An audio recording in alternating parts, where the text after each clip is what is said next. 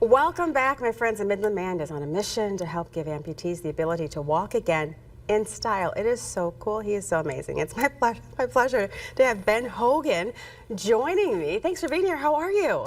Very good, thank you. Oh my gosh. Okay, so you say what started as a dream project has turned into a mission to help amputees around the world who don't have access to proper prosthetics. Why is this your mission? Well, because when I went to school for prosthetics years and years ago, one of the statistics we learned is that 8 to 9 out of every 10 amputees globally don't have access to a proper prosthesis because they can't afford one, the logistics aren't sound. I was a bike mechanic before going into prosthetics, and I saw this design online, or a design similar to it, and I decided to hone it and attack it.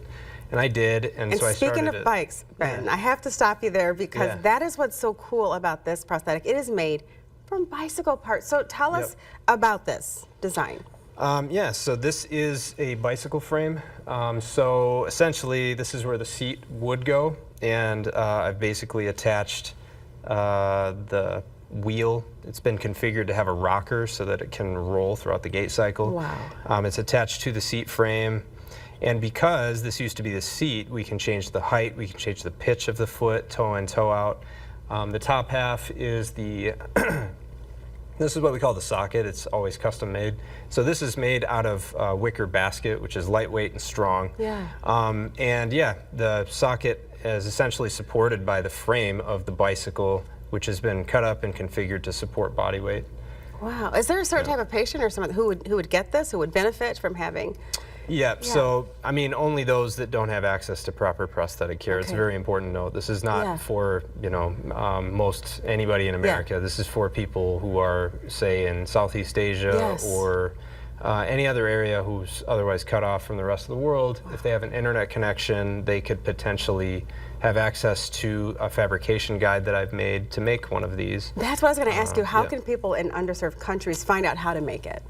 So my website is projectbikeleg.com, just as it sounds. And on there I have my fabrication guides as well as some other supporting material. And my hope is that I just keep reinforcing that material.